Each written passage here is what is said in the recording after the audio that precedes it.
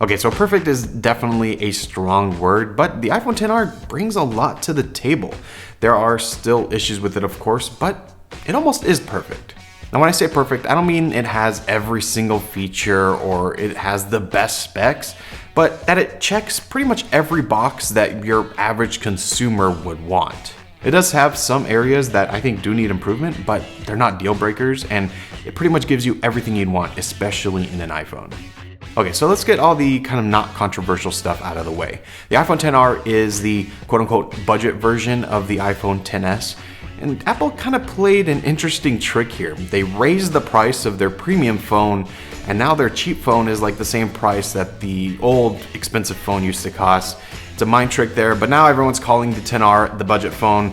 Still expensive at $750, but when you're comparing to the XS, which is pretty much your only other option for a new iPhone, it's still cheaper. Before that price, you are getting a lot of stuff that you get in the XS as well. So you get that A12 Bionic processor, you get the same basic design, you get Face ID, you also get the addition of colors. I chose the yellow here. It's probably my favorite of the bunch, and yellow is kind of my color, as you might see from the channel, but it took me a second to get used to it. It's kind of weird seeing an iPhone in a different color, but I think it looks good, and there's different options, which is something you very rarely see from Apple. You also get a better battery that's supposed to perform better than all the other iPhones, including the XS Max. I haven't had it for enough time to test that, but in my time using it, I've found the battery life to be great. Definitely not any worse than I was expecting it to be. You get the same speakers, you get iOS 12 of course, so there's a lot here that you also get with the iPhone XS. But there's really two main differences here. That's the camera and the screen. Okay, so let's get the screen out of the way first, because this is definitely the most controversial part of this phone. Yes, it's sub 1080p. It actually is more than 720p for all the people saying it's a 720p screen, but you know what, I'll just leave that there. Does that matter? For most people, it's not gonna matter at all. My biggest fear when picking up the phone was that I was going to notice. And I do notice there's a different screen here, but it's not because of the resolution. My biggest issue with the screen is the brightness. When you compare it to the XS, you definitely notice a difference. It's a lot dimmer, and if you kind of turn the phone, the fall off from side to side is definitely noticeable. Luckily, viewing it outside actually isn't an issue compared to the XS. It pretty much looks the same, so that is good. But yeah, brightness is something I noticed right off the bat. Next thing I noticed isn't necessarily the screen itself, but the bezels. They're pretty thick here. You still get that kind of edge-to-edge display, but you just have a little bit more of a bezel. Another thing I'm really missing with the screen is 3D touch.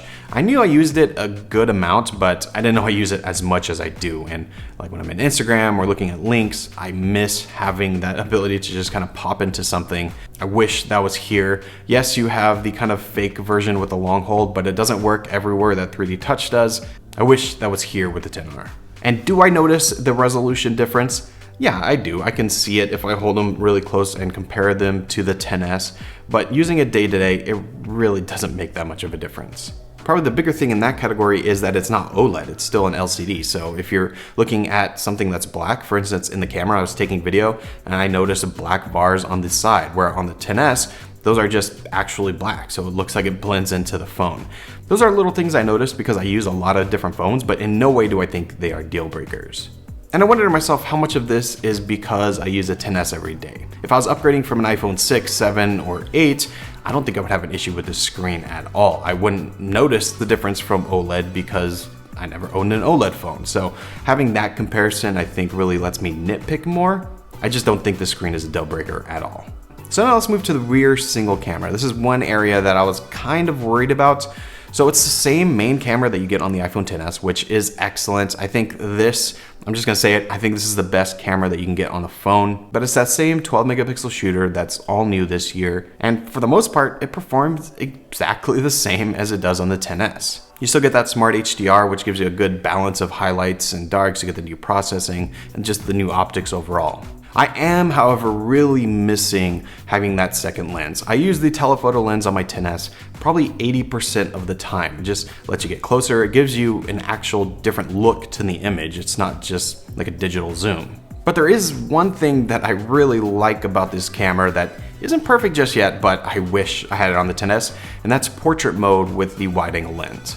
On the XS for portrait mode, it uses those two cameras to create a depth map, and that is how it figures out what to blur in the background.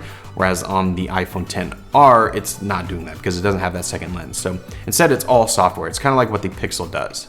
Now there's some advantages to this and some disadvantages. The main disadvantage is something that I'm sure will be fixed, but as of now, I don't think the cutout is nearly as good. I found that a lot of the times it'll miss different sections, and I hope that'll get better with software, but as of now, I don't think it's quite as good as what you get on the XS. Another disadvantage is that it only works with faces right now, and when it says it only works with faces, it means it. If you point at anything else, it can't detect and it won't do portrait mode. Point at a face, it instantly detects and it starts working. But I think the advantages outweigh that, and that's one, you get wide angle portrait mode, which is really nice. So this means, for instance, I'm at dinner, I want to take a portrait mode across the table. With a XR, I could just sit there and take a normal picture and it looks like what I'm looking at. With the XS, I have to scoot back a lot because it's using that telephoto lens, and in order to get that same framing, you just can't do it sitting at that same table. The second advantage is that because it uses the main shooter, it's going to be better in low light.